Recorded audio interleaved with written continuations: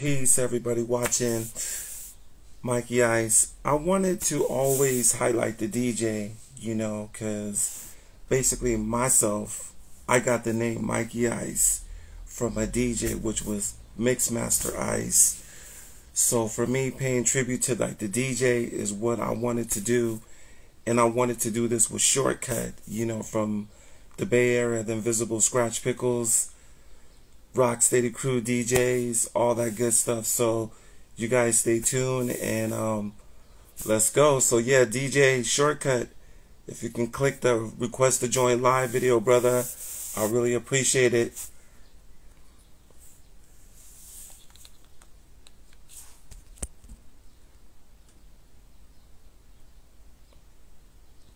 So yeah, Shortkut, if you can click the request to join live video, I will appreciate it though, brother. And then me and your camera, we will link up. What's up, Dave? Everybody on here. Yo, what's up, Fuse TV? Spicematic. Cut Creator, let's go.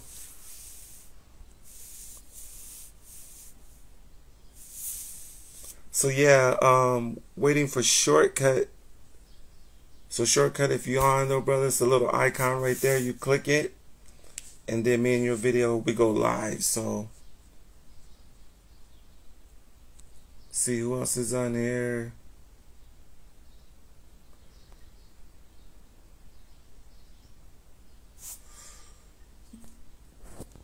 Let me see. Waiting for DJ Shortkut.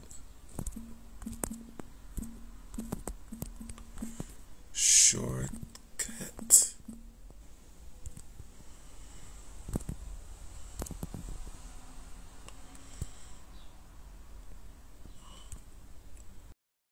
All right, Shortkut.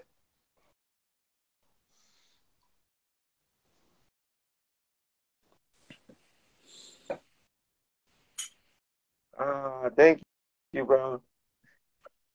How you doing, Shortkut? Yeah, what up, man? Yeah, I'm good, man. Pretty good, though, brother. I appreciate you doing this, though, Shortkut. Like I was telling you, though, man, I've always admired you as a DJ, and I just wanted to give you your flowers, though, right now, from a B-boy perspective, though. You know what I mean?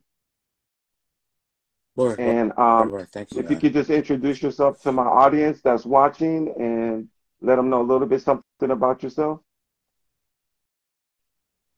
All right, my name is Shortkut. I'm from the Bay Area.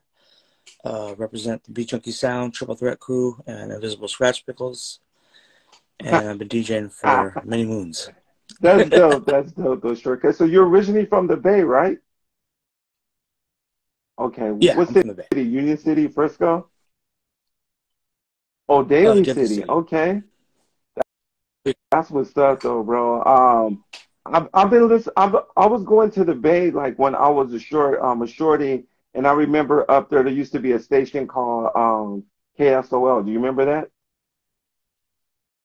Oh yeah, of course. Yeah, that was the Soul Station coming up, and there was two stations. There Yeah. was KPOO and that, or actually, yeah, on the AM it was a KDIA, but that's like all the early stations I would hear, like just soul and hip That's hop what I coming up. remember. Yeah. KPO. I think it was called KPOO. Yep. Yeah, KPO. KPOO. And I remember just Straight up. hearing the scratch, and there was a song on there, and the DJs were killing it, though, bro. And I just wanted to ask you, like, when did you first started getting involved with DJing, though? Like, was it like the early 80s? Well, I mean, the Bay Area has a Yeah. especially in the Filipino scene, um, there was a we we had a big sound system history. You know what I'm saying? Like which Okay. started in the late '70s. Um, and it was just a bunch of mobile DJ groups, and when I got into it in '87, Okay. that's when I started. When I started, it was already like full blown. Like there was about 100 What? DJ crews in the Bay. So yeah, I just give Okay. just to give you a little scenario. Like after school, like seventh grader, you can go into like, just walking home, you see like a bunch of garages and people, some kids would just be hanging out in the garage, but there I would be a DJ set up. remember So, that though, bro. Like in uh, Filipino culture, that's how I would see the b-boys too. When I would go to like Union City, um, Daly City, all those cities, I would look at the garage and the garage would be open, and you usually would see somebody in there DJing or breaking. yeah, man. I You mean, I did? started as a b-boy too. So, I mean, oh yeah, yeah, yeah, for sure. I mean, I'm nowhere on the level that you're Okay. on, or, but just that was my introduction to it. For, definitely, you know what I mean? Like, just same thing. Like the garages that I was talking about, which had DJ Okay. setups. The other Right. would have b-boys, So in the garage. So yeah. that's just the. So do you remember Rock Force and Renegades back then? Like when you first started breaking? I heard about Rocket Force a little later, but definitely Definitely Renegades coming Renegades, up. huh? You know what I mean? Yeah, yeah. It's just it started a lot early, and yeah, man. I just that was just my introduction. Just just b-boying to certain music and hearing scratching behind it, and I went through at least a couple of my dad's Oh, okay. needles and broke. You know what I mean? So yeah, definitely the Yeah. introduction was really When early. So. when I was a kid, I was sure kid. I remember I wanted to DJ, but you ever remember back in the day they used to have this thing where you would pull the string and then like it would do like a sound. It would go like there, and you can bring back the sound and you would scratch it. It would make like a little scratch noise. Oh, it was like an arrow, and then you Right, point right, at like an right. animal or something, and then it would make. Yeah. You went through that though Oh yeah, I went through those too. two. Yeah, I took. Oh, yeah. That was my earliest scratching.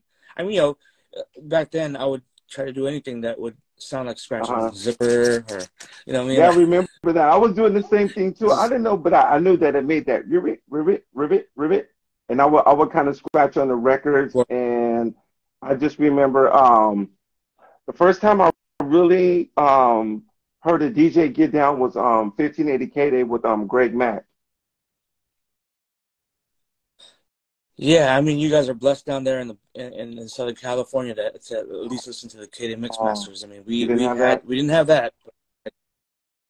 I mean, with the Hmm. cassettes would get up here for that eventually, but uh, yeah, I mean, I knew of like Tony G and all them, you know what I mean, and Greg Mack and all them, and yeah, I wish we had that kind of history up here as well, but Yeah, we had ours, you know what I'm saying, like like I said, I didn't really get into DJing till about 86, 86, 87. 87, but yeah, but I didn't really get full on into it So till how did you 87. first meet, if you don't mind me asking, how did you first meet Hubert and Apollo and Mixmaster Mike? Well, I mean, those were Okay. the local heroes, you know what I'm saying? Like coming up, if we were fortunate to have, one of them to do our school dances, that was the big thing. Oh man, DJ Apollo's about to DJ our dance, or Q was going to DJ our dance. And once you heard that, then that was the buzz, you know what I'm saying? And coming up, those were like, I always consider Yeah. them the three kings, you know what I mean? Like, um, and then I think when I was in like in '89 or '90. They would DJ a local club in Daly City Oh, the called the Jam Jam Zone. Zone, and it was an under 18 club, but they were the Okay. resident DJs. So yeah, so that was my early exposure to them. Just knowing, just being aware of them, who they are and stuff, and that's before Q even went to the to the DMCs and all that stuff. So that's just knowing them. But then later on, my my my boy Larry, who was actually my teacher, we had we knew we know Kubert was the only guy in the whole Bay Area that had all the videos, all the DMC Yeah. videos, all the seminar new music seminar videos. So we cold called him and like, yo, can we buy some videos off you? The VHS And tapes. uh, yeah, and then we were able to dub some tapes off him. And then when we session when I went to his house while the tapes were dubbing, we sessioned with him, Yeah. and that's when I started hooking up with him Was a this the little more early often. days when they were called the FM20s? A little before that. I mean, the group was called FM20. Oh, it was That was a a rap rap group. But group. as a collective, the three of them, yeah, it was a rap group. But the collective, just the three of them, they were called the Shadows of the What? I Prophet. never knew that. That was their name before they were Rocksteady Yeah. and all that stuff. So Okay. Dang, you got me. I like that. I never knew that. I thought they were just always the FM20s because I would see Apollo and Qbert, and I would just see them like in the Source magazine. yeah, yeah, FM20 was the rap group, and then Shadow of the Prophet was the DJ group. Okay. Well, between the three of Okay. them. So you were part of the Rocksteady crew DJs, all right? Oh, No, I wasn't. I was part of. They were still yeah. Rocksteady DJs are the three of them. That's when they won the world together. That was them. So and that's me watching them. Like, dude, I was watching Rocksteady DJ. Like when the routine Yeah. they did for the DMC, I would watch that religiously after. I would watch that Oh, religiously after school so every that was day. before your But just time. Okay. just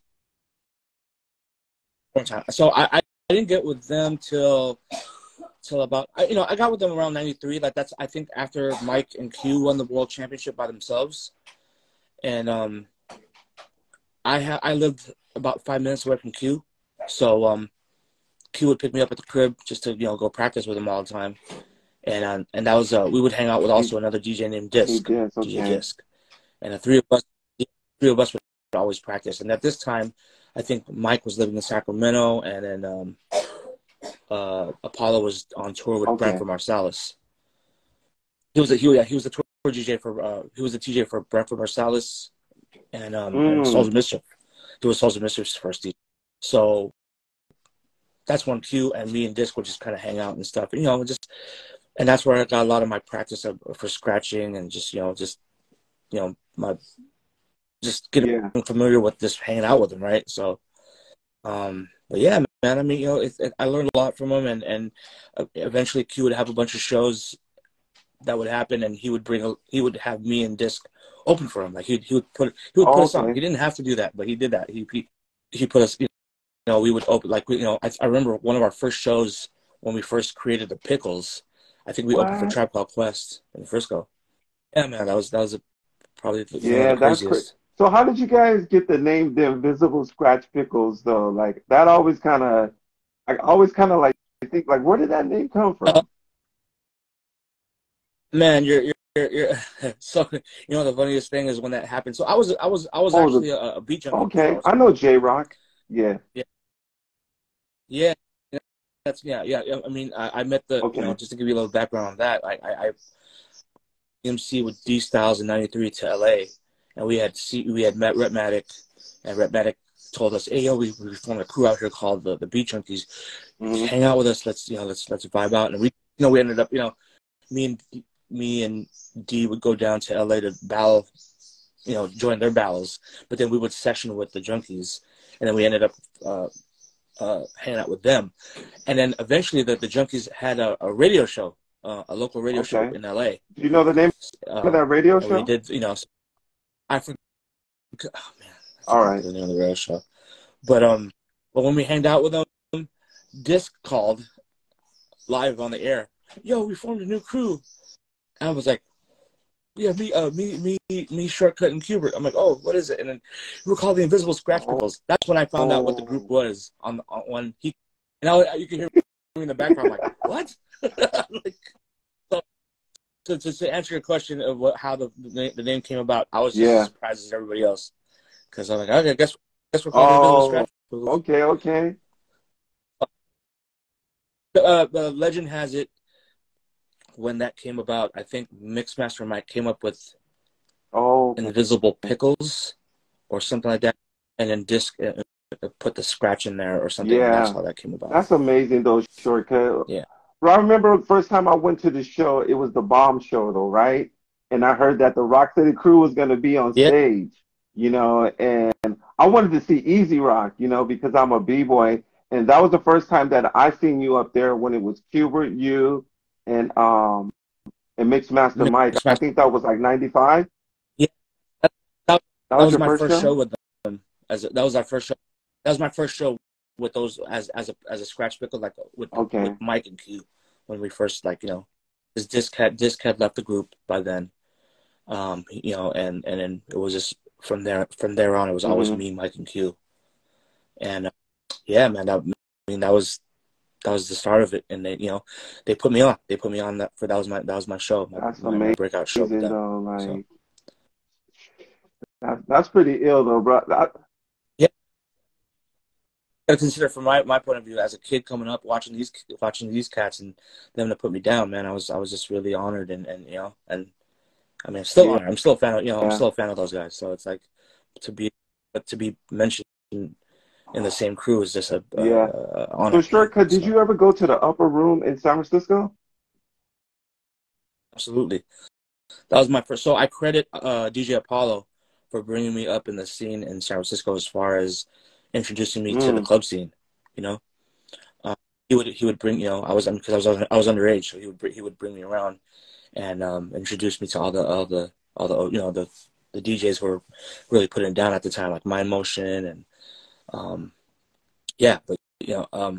my early days going to the Upper Room when it was still like spoken word, and after spoken word sessions would be like just would be playing music, and it would be b-boys, there would be circles going on. So it was dope. It was such a good time. Like that time of hip hop for the Bay was. I remember that though, because I drove all the way from Fresno, if you know where that's at. I drove all the way. All the way to San Francisco, and we was trying to find this club, and I seen Burger King, and I know you had to go. You had to. Oh yeah. You had to go through Burger King and go upstairs. And that's when I seen Apollo, and I might have seen you there, but I remember seeing somebody there, and I thought it was dope because you were right. Like, it was like kind of like a dark environment, and they had it was just grimy, but just that the vibe of it was just it was pretty much the epitome of just of hip hop in San Francisco at the time. Writers would go there, b-boys, DJs, and all the new like underground hip hop out of New York would, that was the best time to hear it, would be there. You know what I mean? So yeah, to me, San Francisco reminded me of like the Bronx though, in a way though, because they had all the writers there. You had Twist, you had Dream, TDK, you had the Renegades of Rock Forest, and then we had you guys. And I used to go to San Francisco all the time though, bro, just so I could see you guys DJ. And I was just very intrigued about like how much Filipinos were like really involved with hip hop, because it was like from San Jose up into Daly City though, bro. It was straight up Filipino. Sometimes I would be like the only black dude. It's just the history in the Bay Area, like I said, especially for even before like all the Upper Room stuff and just the way that it would go down. I'll give you a scenario for those in the room that don't know about the DJ scene in the Bay Area.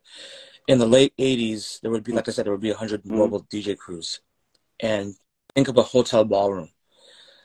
The promoter would pick up about 8 mobile crews to come in, and there would be 8 individual setups in that ballroom, as far as sound system, lighting, and then a featured DJ. And come in, everybody gets about 20-minute sets. Like, they would set up all that stuff for just 20 minutes, but then the crowd would pick the winner at the end of the night. So it's the equivalent of a sound clash, a Jamaican sound clash, but our style. And whoever would, if the word got out that so-and-so win, like, Cuba from Lifestyle Productions or Apollo from Unlimited Sounds, whoever would win that, the word would get around and they would get the work. Like, we got to hire them for our school dance or for our wedding or, you know what I mean? That's how the word got around. So, I mean, but the reason why, like, Q, Apollo, Mike, myself, we kind of came from that scene where, where people like, kind of a little older ended up getting regular gigs, regular jobs, and I think there was a time where like the racing scene, like the low, the import racing car scene came in. Yeah. That's where that came from the mobile scene. We just stuck with that. Shout out to all the DJs on here though, bro. I'm seeing all your DJ friends up on here, and thank you guys for watching. No, bro. Oh, word up. Shortcut, I want to ask you, like, if you could pick a top five DJs, like, from the East Coast, like, what would your list be? Oh man, I it's know. like picking a getting a needle out of a haystack. Um, Yeah. I mean, as far as my influences, straight up, I mean, it's just hard to even name five, man. I mean, like, I definitely credit Philadelphia, like Jazzy Yeah. Jeff, Cash Money, Miz, um, you know, um, New York, of course. I mean, my biggest Oh, the influences were the X-Men. X-Men or the Executioners. So that, yeah, so that's Stevie D, Rob Swift, Rock Raider, rest in peace, Sinister. You know what I mean? Like I came up, like I said, man, I'm a disciple. When I first started, like, especially being from the East Coast, I mean from the West Coast, so much up to the East Coast style because the beat juggling, techniques were like Yeah. something I never really got exposed to, and that's what, like, that's why I kind of gravitated more Oh, towards that coming up as a L DJ. yeah. You know what I mean? So yeah, man. I mean, yeah, just those names I just mentioned right now. I mean, the Hmm. Executioners, X-Men, of course, Jeff, Cash, Miz. Um, yeah, I mean, they're all instrumental. But of course, I can't. If we were talking about East Coast, oh my God, a big influence. I got to shout out my brother, DJ Magic Mike Yeah. from Florida. Everyone was scratching like him here in Hmm. the West Coast. That fast stuff. So and he's one of my good friends now. But coming up in the scene, I looked up to him a lot in his scratching style, and Right. yeah, man, Yeah. it's just like, you have to consider too, like a lot of all the names I'm naming off, like besides the Executioners, before that with Jeff, Cash, and all them. The only way for us to learn these scratches was to listen to the record. We didn't have YouTube, we didn't have it. We were lucky to see a video, a VHS of them cutting it up somewhere, then that's it. But other than that, like, just listening to what they're doing on record, just to put, and we have to pull it back, just to kind of hear, like, oh, what Right. did he do there? And I would just kind of copy just by ear, just try to see what they were That's doing. amazing though, bro. Like, So thank you for sharing that though too. What's another question I want to ask you? The Beat Junkies versus, no, the Scratch Pickles versus the X-Men. Were you in that battle?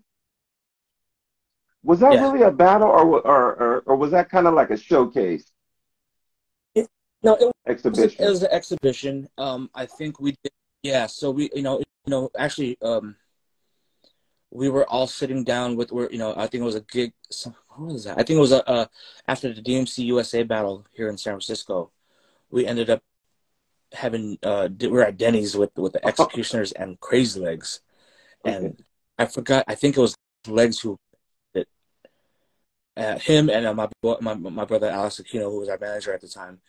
He they had mentioned it because this is during the whole East Coast West Coast Oh, MC rivalry? Yeah. beef with Big and Pac, and we wanted to just show, like, look, with DJing on the DJ side of hip hop, we're all brothers. You know what I mean? Like, we're all, you know colleagues, and to be able, we just wanted to set an example. Like, look, you guys can have all that bullshit you guys are going, for us, like DJs, we all learn off each other, and we wanted to do something like like an exhibition to show that it could be like, we could be on some, like, b-boy, battleship, but at the end of the day, we're all about to go get some food at the, Right. so just, yeah. So, but yeah, I mean, that was the biggest battle of my life, man. Like, just to, for me, you gotta see it on my how I saw it. Like, I'm part of a crew that the guys I look Yeah. up to coming up here in the Bay Area, right?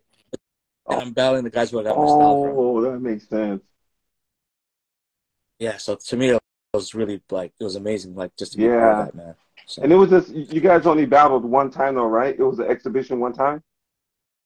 it was an exhibition. It was like a two-part thing where, like, so it was at, I think it was at the Manhattan Center, if I'm not mistaken. The first night, I mean, Mm-hmm. during the daytime, that was the group battle, and then at night was the first ITF, International Turntablist Federation World Championship, held at the Twilo in New York. At nighttime was the Oh, one-on-one yeah. battle. that's all on video. If you check it out on YouTube, we actually last year was our was it last year? Holy, last year or we all hooked up on my Twitch page. All me, Mike Q, Rob Swift and Sinister, and my man Alex. We all did a watch along. We watched it like anniversary of the battle, and we all watched it live and just kind of like we commented on it and as it we were watching. It was giving people the behind the scenes. So if you guys want to watch out what's up with what's going on with that or how that went down, check it out on YouTube on my page. You could, or just type it in like watch along ISP X-Men. You know what I mean? So you guys could see it, because that was pretty dope to see, just to kind of get their perspective of like the X-Men's perspective of what they were going through before the battle happened. You know what I mean? Yeah, man, it was amazing, man. That was a dope battle. I like that shortcut. I like that. Now we're in a time where we can look at older footage and we can sit back and like commentate on it, and what I'm saying, like 20 years later, talk about like what the experience was though. Like I appreciate with today's technology though. So I'm gonna check that out.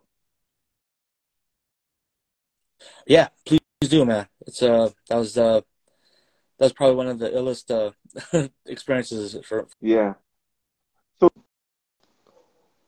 Oh shit, where'd he go? Shortcut. It was just getting ill. Let me see if I can get him back on. Thank you guys for everybody watching.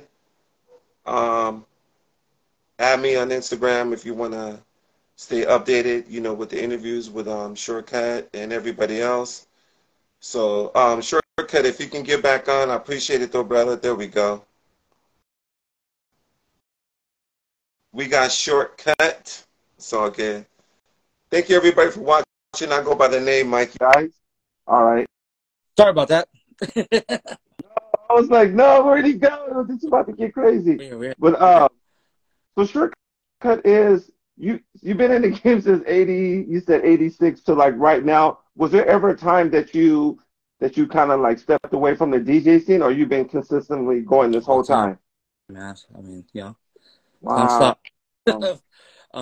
I mean, there's times definitely I felt like, well, maybe I should consider doing something else. Just as life goes, right? Like life-changing stuff happens, and you got to kind of I reached certain crossroads where like should I pivot and do something else, or but I know. man, this is, I mean, like I said, I've been doing this since I was in 7th grade, and that's right. I'm just thankful to be still in it, Right. So what keeps you inspired today, though? I know from a b-boy point of view, I listen to music all the time, the classic breaks, and like it gets my juices going, but I want to know for you as a DJ, like what keeps you inspired to keep going? Because I know after a while, sometimes we start losing motivation. Well, the music first and foremost, I think keeps me motivated because I came up, of course, in the hip hop scene, but as a mobile DJ before that, I learned, I had to learn all genres of music, right? So now I see myself just looking back at my whole, being in it for the last, how many decades. I'm just, I love all kinds of music. If anybody who watches me on Twitch, I do a different genre of music every night. You know what I'm saying? Like, oh, you do? Yeah, man. Like, I spin house, deep and soulful house every week. You know what I'm saying? And whatever genre I spin, I want to learn about it wholeheartedly and not just like the hits. I want to know the whole history behind it, who are the pioneers and who just getting, just kind of get, really know about what the history of it is and try to be on top of all the new joints coming out as well. So that's with house. Just another example also too with I'm a big dance hall reggae head. You know what I mean? Oh, okay. I've been playing, I've been deep into the dance hall and reggae scene for the last almost 25 years. That's what? I don't know that too, but like I said, with Twitch, I do that too. I'm a resident on Damian Marley's Jamrock cruise. You know what I mean? I've been spinning on the cruise for the last 8 years, playing reggae. You know what I mean? As me and like Mighty. If you guys who know who Mighty Crown is, like we were like the only Asian selectors on the on the whole boat. Right. But just like, and like, you know, just all the music that I'm into, I love it so much. I always try to just be knowledgeable and, you know, and kind of learn about it wholeheartedly, just you know, just for myself, because I want to know, because and other DJs as well. I'd say that keep me inspired. I mean, like, man, I'm fortunate and thankful and grateful enough to be down with so many other, with my crews, especially. First and foremost, Pickles, Junkies, and Triple Threat.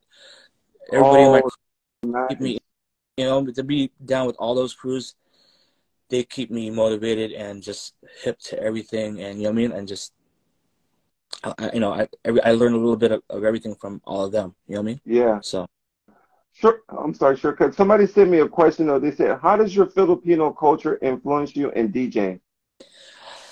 oh well, I mean, that's my foundation. Just like I said, I came from the mobile DJ scene here in the Bay Area, and if anybody knows what time it is with that, I mean, there's some videos on YouTube if you guys have any, if you guys need to know about it. But like I said, I came up during a time where there was 100 mobile DJ crews in the you know, in the Bay Area who were predominantly Filipino. So just, Right. you know, just to give you an example of that is like, you know, yeah, just to, you know, just there's competitive there, right? You know, just the competitiveness right there to be able to, you know, like Mm-hmm. every weekend there would be a battle basically, or a sound clash of, you know, our equivalent of a sound clash, and to you know, and that's something to look forward to every Friday or Saturday night as a kid. You know what I'm saying? We can't get into the clubs, but we could pay $7 to go to this rec center where 4 sound systems are gonna clash, and you know, check that Yeah. out, and just you know, and you go inside, you're seeing like 4 little separate rock concert setups. Just to give you guys an Mm-hmm. I mean, and yeah, and that's another reason why I got into dance hall so much, because it's like it's what the Jamaican scene was doing was the same thing that we were doing as in our mobile scene here in the Bay Area. You know what I mean? Mm-hmm. So yeah, man. Like I said, just I'm a DJ nerd straight up. I mean, I got mixers in back of me, bro. Like, and I see that. that's how much of a DJ junkie I am, man. So, um, Right. but you know, I like every scene that I like. You know, I'm fans of every scene that there is. That every genre I try to play, I always try to see what the real history of it is, and who are the you know, the forefathers and people who developed that scene. Just so you know what I mean. Mm-hmm. And that's what keeps me inspired, man. Really. Right. Shouts out to all the Filipinos on here though, man. What up, y'all? I love Filipinos though, bro. Like honestly, when I was going up to the Bay and I noticed all the Filipinos were DJing San Francisco, Daly City, Union City, I was really I felt inspired though, Shortcut. And this actually one of my friends is on here. Like the first crew that I ever got involved with was a crew called Lunacy Tribe, and they were all Filipinos. Uh, I'm not surprised. I mean, yo, a lot of the early battles here were like just yeah, predominantly Filipino b-boy crews, man. It's crazy, Right. but we've been in it for a minute, man. I'd say, and you know, just shout out to my big brother Crazy Legs in here, but you know, he knows when he came up here, and you know, I think he called us the Puerto Ricans of the West or some shit. Oh, really? Yeah, man. Like, you know, but um. I mean, that was just our exposure to it, man. It kept us. I mean, honestly, it just kept me out of trouble, man. Just being hooking up with folks, especially with DJing or being part, you know, or joining b-boy circles before I was a DJ. You know, Mm-hmm. so That's tight. So, another question I want to ask you, you've been DJing for all this time. Like, how do you feel about hip hop today, though? Because there's so many things that I see that I noticed like it's been there's been a change, you know, and I just want to ask you like overall as a whole, like how do you feel about hip hop today in 2023? um, that's a tough one, right? Because Right. hip hop. I mean, if we're talking hip hop, and then you know, you'll find it where you can. God, I hate this. I Yeah. hate having to say that, but you know, it's just, you know, I love that there's still events and people who are really still trying to make it happen and still trying to have events where it's just like, like, so that LA event I just did with Lean and Rockstar, you know what I mean? Like, we're in LA where I was just playing for a circle. I mean, that to me is the most fresh breath of fresh air kind of event to do, you know what I'm saying? Just to play for a b-boy jam. But it's different, man. I think just with hip hop, it's not, people have their different ways of of I guess presenting it to the world, I guess you could say. Yeah. Because my thinking of it is like, yeah, of course the elements, that's what I think of, right? But of course, to the masses and the young folks who don't really know about like the culture and the history of hip hop, it's like, I think that's why I'm still here, man. I think it's our job as the elders who grew up in that scene to keep it going, to still throw events, to still DJ events, or, to just kind of, expose it to the new generation so they know what time it is, because, we can't leave it up to some, I don't know. I can do this, man. I ain't trying to, pull cards or anything, but just like, it's something as a hip hop cat coming up, for like, I guess, in our age range, we it's something that we need to just keep going, man. Really, just to keep it going and let people know, what the foundation is, and that's and as long as I'm still around, that's all I'm gonna do. So straight up. I think that's very important what you were saying though, because sometimes we want to say something, but we know that it might be too touchy.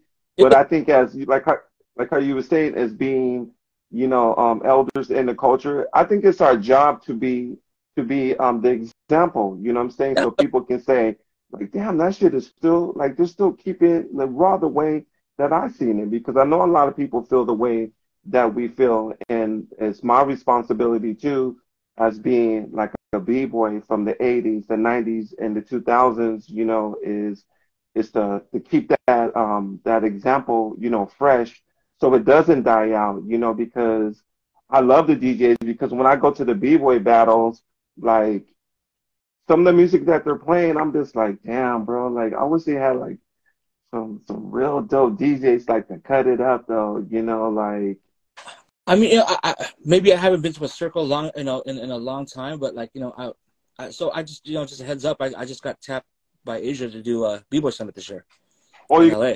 Okay. For the battles. And all right. And I've noticed that, like, I go to, I've seen like videos of certain jams, and they're playing, I'm not, mind you, I'm not against new music, you know what I'm saying? But sometimes, like, for certain, like, especially if it's an intense, like, one-on-one battle, I don't know, man. I just need to hear some raw funk stuff. You know what I mean? Right. And then that's where I feel like, man, we gotta preserve that, man. Just because, it's as a DJ too. As a DJ who spins it, that's the kind of stuff I want to, because I'm when I play that, I'm looking at the floor as I'm DJing, and I just right. I just, and that's the energy I get. Like, oh man, like, just I'll from just how intense the battle is. That's when I want to start. That's what I'll determine what song is going to be next, kind of thing, Mm-hmm. And broad. By the energy of the dancers, how you can decide what you're gonna. Right. Yeah, man. So. Right. But who do you like today, as far as like I would say like a new generation DJ? Is there anybody that sticks out in your mind? Oh, man. I mean, I always give it to my brother Lean Rock, man, because he. Lean Rock. Okay. He's not a newer generation, but at least for my, my generation, his generation.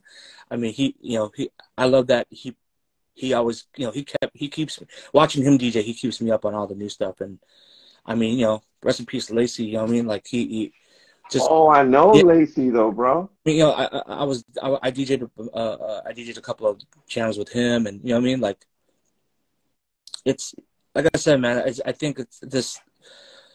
I don't know. I'm not a b-boy, but if I was a b-boy to this day, I would still look out. There's just so much funk and soul out there that untapped. That's untapped. Yeah, man. That's so untapped. And untapped. Oh, bro. That's my inspiration as a digger. You know what I'm saying? To look for those gems. You know what I'm saying? So, but yeah, that's just me. I mean, I don't, I'm not, I know that the new generation, likes dancing. That even like, I just went to, I'm not totally closed-minded to it. I'll give you an example. I went to the RF Jam in Vietnam, a month ago, and Mm-hmm. I think some of the battles now are a little more open format, where they're playing a lot of, like, different genres of music. But I see when it's still the b-boy, when it's a b-boy battle, Mm-hmm. the raw stuff. So which is good. You know what I mean? Yeah. Yeah. But So you still travel like constantly though, right? Has DJing always been your full occupation? yep. What? That's You know, even amazing. tomorrow night, bro. That's why I told you we needed to do this like now, because I'm leaving for Dubai tomorrow. Are you going to Yeah, Dubai? man. So I'm glad we were able to get this off Thank before. you, No, Shortcut. I appreciate it though, bro. Like, so how many countries have you been to around the world if you can remember? I don't know. I'll tell you where I haven't been yet. Maybe. I still want to go. I still haven't. It's I've been traveling since out of high school, bro. Like, so it's like Okay. I'm very thankful, and um just to see these different countries that are, like countries I can't even speak their language, to make friends in other countries. Right. I can't, but we can speak. We can't speak language, but we can speak the same music, kind of thing. Right. As far as that language, and that's what I'm thankful for. Like, Right. yeah. Okay. Somebody had thrown in a question. They said, "Who's your favorite Filipino DJ today?" Oh shit, man. You know what? Hard to say, because, to be honest, man, I'm not trying to, downplay my heritage. I'm just like, I always try to look at DJs now of, like, we're just not their race, but more of just the music they play. Yeah. And inspired by those kind of the cats. It's like, I think that's one thing I love about music is that's one thing we can all agree on, whether it's dope or Mm-hmm. not, and we don't look at race or who, you know what I mean? Like, it's more of like just it just universally moves you as a human being, man. I mean, not to be all, but that's straight up as a DJ. Like, that's what we, and when I go to a place to play music, or a different country or whatever, I don't want them to look at me as a Filipino DJ playing this music. You feel me? What I'm saying? Oh, you make sense. So you nailed it. Yeah. So I mean, that's why, but I am proud to be a Filipino DJ, a DJ who is Filipino, of the Filipino descent, to be able to do this as a profession and travel around the world. I mean, that's a dream and a blessing. You know what I mean? So Right. Y'all want to give a shout out to DJ Ice Mike. My name is.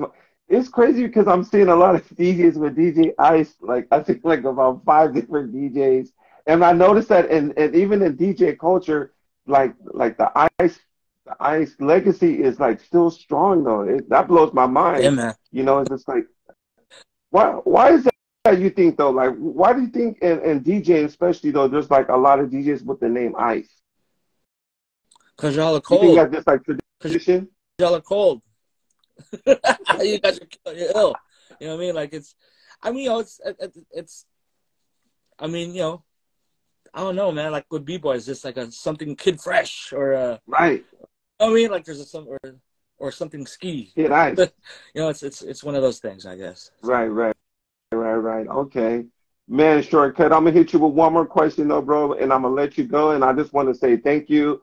Being a DJ for all these years, looking back, at your younger self, like, what advice, if you could give yourself back then, today, that like, what would you say though, like, to like your younger self, like, knowing the knowledge that you have today, like looking at like when you first got involved with DJing? To have a more open mind when it comes to music. I mean, Oh, I learned a lot as a mobile DJ, having to play different genres of music, but I wish I knew it a lot earlier. You know what I mean? Like, I wish I got more open to it and more knowledgeable about, like, like, I'll give you an example. Coming up as a hip hop kid and a boom bap, a boom bap kid at that. My backpack was on right. heavy, and you know what I mean. I didn't like, and I wasn't fond of house music. You know what I mean? I thought that at some point I thought that shit was whack. I'm like, but as when I DJ'd more events Oh, and kind of got into it and seeing other DJs and see how the way they DJed and got their message across to the crowd. I'm like, oh, okay. I mean, I might not spin that music, but I see what he does or she does play for that crowd and why they appreciate that so much. You know what I'm saying?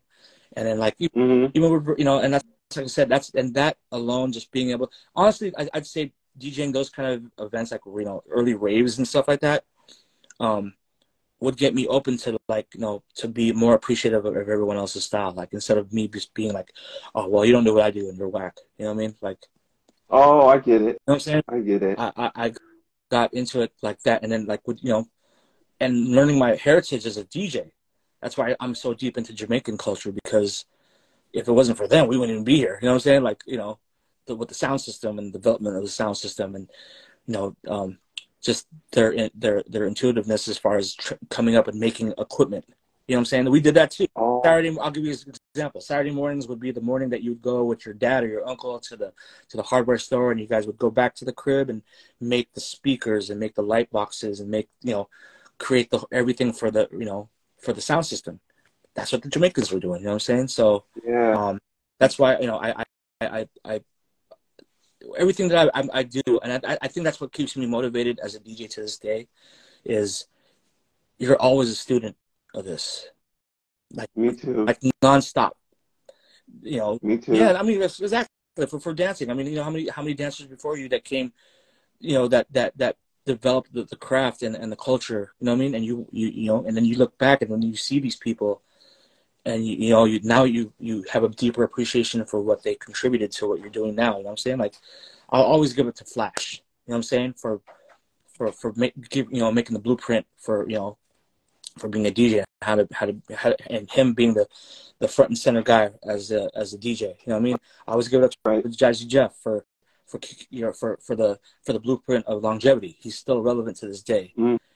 And I'm thankful to be associated with him. Just actually a shameless plug. June 11th, if you're in San Francisco, me and Jazzy Jeff are going to do we're doing 4 turntables in San Francisco for our afternoon gig. So, yeah. But yeah, just like that, you know what I mean? Like, and now, more than ever, man, I think just, I think the camaraderie between DJs, I think it's dope, because now it's like, I'm friends with a lot of my idols. You know what I'm saying? Oh, you are? And, yeah, I mean, I looked up to Cash Money and Jeff and Scratch and and all the X-Men and all those guys, and like, and to be cool with them, and just kind of pick their brain up of how they came up. That's inspiring. That inspires me already just to keep going. You know what I'm saying? So, but yeah, man. Yeah, still here, still doing it. So that's what it is. Yeah, man. Thank you, Shortcut, brother. Like, I just want to say, you're an amazing individual to me. I've been admiring you since '95. Everything that you did with the Beat Junkies, the Scratch Pickles, and I just felt like I wanted to reach out to you, and just from a B-boy point of view, because I know, like, if it wasn't for the DJ, we wouldn't be able to have we wouldn't have a reason to get on the floor and dance. So, and for the West Coast, I like to salute like the people that I feel like inspire me, and you're one of them. You know what I'm saying? Like, Shortcut though, bro. I watch your clip when you did that. That was the jam though, bro. Every DJ when I was coming up always played it. You know what? Like I said, as the elder DJs in the business, man, I think we got to expose that style. I mean, to the OGs, like, damn, that's record still around. But to the young cats, they probably never even heard that. You know what I'm saying? So I know, right? That going and because you have to consider there's a big gap now of what they missed or what they could have or what they might have gotten exposed to. And I think that's our job to keep it going. You know what I'm saying? So yeah, I'm pretty sure you seen who was it? Straight Outta Compton, all right? Oh yeah, for sure. Yeah. Remember when Dre was in the room? It's time. It's time. Yeah. Shout out to Jazzy Jeff for doing that one. That was Jazzy Jeff. Oh no. Yeah, they got him to do that part of the movie. movie. But yeah, man. That's ill, bro. Yeah, dude. Thank you. You know, we're forever students of this, so that's what's up. All right, Shortcut though, brother. I appreciate you.